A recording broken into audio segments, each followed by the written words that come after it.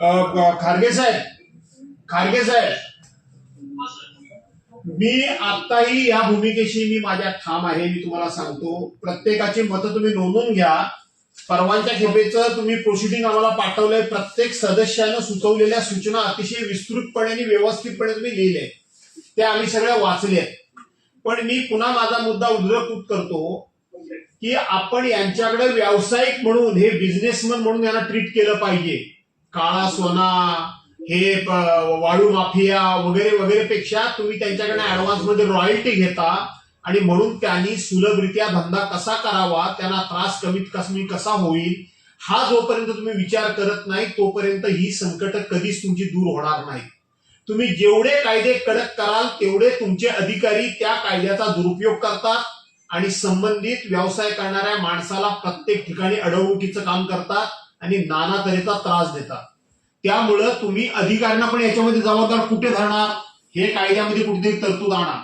तुम्हाला आठवत असेल, मी मंत्री असताना जे जे मी कायदे केले ते कायदे लोकांना बंधनकारक जेवढे होते त्या प्रत्येक कायद्यामध्ये मी स्वतः तरतूद करून घेतली की कायदा राबवणारा चुकला तर त्याला सुद्धा तितकीच जबाबदार धरलं पाहिजे. कायदा राबवणारा पण चुकीचा धरला वागला ना तर त्याला पण जबाबदार धरला पाहिजे. फक्त कायदा लोकांकरता नाही तर कायदा राबवणारे सुद्धा चुकीचे वागले तर त्यांना जबाबदार धरलं पाहिजे. या मताशी मी ठाम आहे.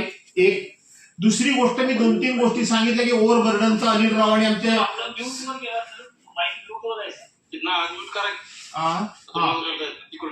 आला पण माझा काहीच आवाज आला नाही.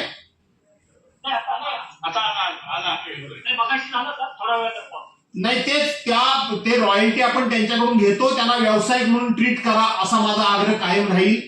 आणि याच्यामध्ये कमीत कमी बंधनं आणली तरच हे सुरळीत चालेल. जेवढ्या बंधनांची तुम्ही अडचणी निर्माण कराल तेवढं करप्शन वाढणार आहे. याचं कारण असं की आपले अधिकारी आणि आजकाल हे सगळे आरटीआय आर्टिस्ट वगैरे जे झालेले आहेत, ऍक्टिव्हिस्ट वगैरे सगळे जे झालेले आहेत आरटीआय वाले, हे सगळे सकाळ संध्याकाळ जातात, अधिकाऱ्यांना हाताशी धरतात आणि त्या समोरच्या माणसाला पैशा करता छळतात अक्षरशः व्यावसायिकाला, आणि तो मग जीवावर उतरवून काही निर्णय घेतो.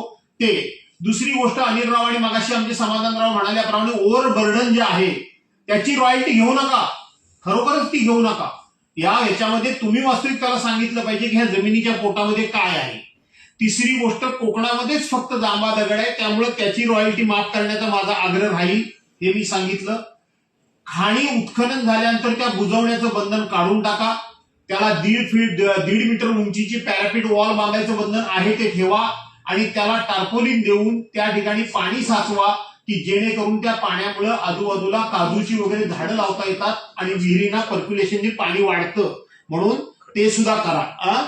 तिसरी गोष्ट, कोकणामध्ये एक बदमाशी आहे, तेवढी मात्र तुम्हाला मी सांगतो की खाडीच्या किनारी त्या ठिकाणी पावसाळी जो स्टॉक करून ठेवतो की भरलेल्या रॉयल्टीमध्ये काही वाळूचा भाग हा विकला गेला नाही असं आपण सांगतो आणि त्यांना पुन्हा आपण रिवाइज परमिशन मागतो आणि मग ती रिवाइज परमिशन गेल्यानंतर आपण तिथे वाळू आहे का तर जागेवर नाही.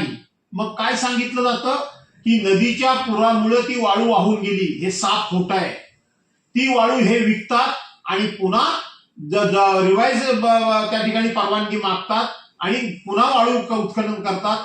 ती चोरी तुम्हाला थांबवावी लागेल, हे 100% मी तुम्हाला सांगतो. तिसरी गोष्ट, आज आपण एक म्हणजे खनिकर्म योजनेचे जिल्हाधिकाऱ्यांना आपण प्रमुख केलं, बरोबर आहे ना. त्या योजनेचे पैसे ज्या आमदारांना त्या त्या जिल्ह्यामध्ये वाटप करायचं असतं ते खनिकर्म योजनेचे जिल्हाधिकारी आपण प्रमुख केले. गेल्या 5 वर्षामध्ये एकही बैठक झालेली नाही आणि त्या खनिकर्म योजनेअंतर्गत जे रॉयल्टी मिळते ती रॉयल्टी, मगाशी सुधीरभाऊ म्हणाले की 75% पर्यावरण आणि ह्याच्याकरता वापरा.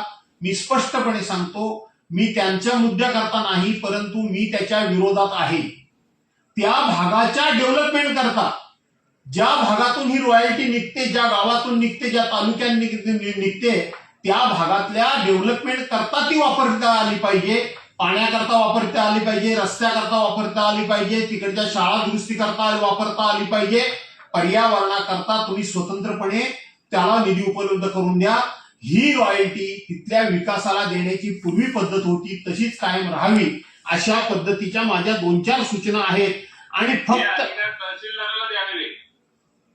हरकत नाही दिले तरी पण चालेल, परंतु ती रॉयल्टी अनिलराव तिथल्या विकासाकरता वापरली गेली पाहिजे.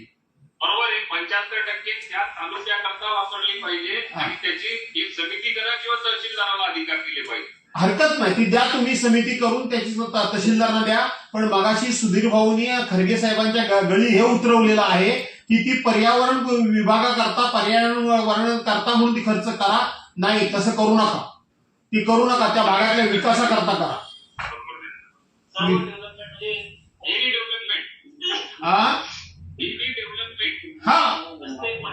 शिक्षण, आरोग्य या विभागाला याच्याकरता तुम्ही वापरा.